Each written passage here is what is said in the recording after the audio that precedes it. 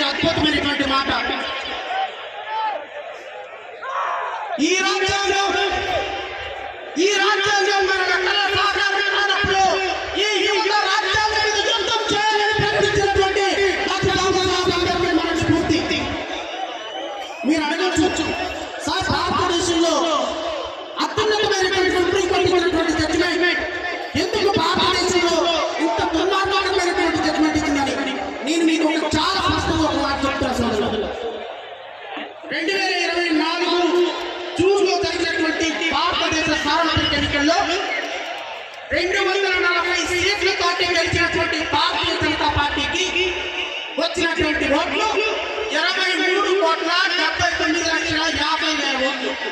అంటే 23 కోట్ల ఓట్లు వస్తే ఈ దేశాన్ని గత 14 సంవత్సరాల నుంచి పరిపాలిస్తున్నటువంటి భారతీయ జనతా పార్టీ 40 కోట్లుగా ఉన్నటువంటి దళిత బిడ్డలు కనుక ఏకమైతే ఈ దేశంలో ఎర్ర కోట మీద అంబేద్కర్ జెండా ఎగిరి తీరుతుంది అనేటువంటి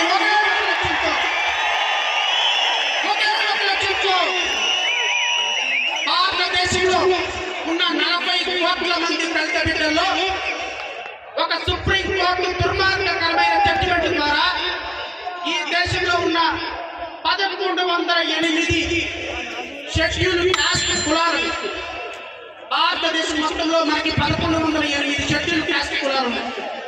1108 కులాలని 1108 విభాగాలుగా విభజించి ఈ దేశంలో ఎప్పటికీ కూడా రాజ్యాధికారానికి రాకుండా చేసినటువంటి ఒక దుర్మార్గకరమైనటువంటి జడ్జిమెంట్ సుప్రీంకోర్టు ఇచ్చినటువంటి జడ్జిమెంట్. ఈ జడ్జిమెంట్ కేవలం ఒక మాదిరిగా మాత్రమే కాదు, రేపు ఈ క్రిమినల్ సిస్టమ్ వల్ల ఫస్ట్ జనరేషన్ రిజర్వేషన్ వల్ల ట్రైబల్ పీపుల్ కూడా ఎస్టీ సోదరులకు కూడా ఈ జడ్జిమెంట్ దుర్మార్గకరంగా మారే అవకాశం ఉంది.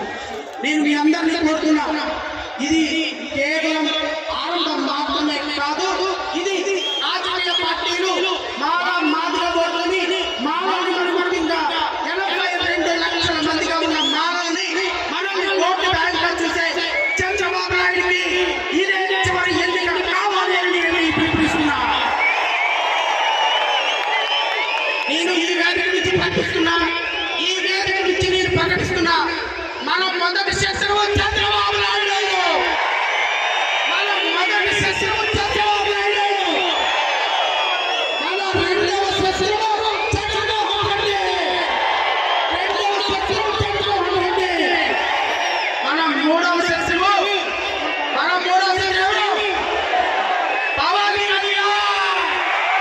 పవన్ కళ్యాణ్, మన నాలుగవ శత్రువు మోడీ.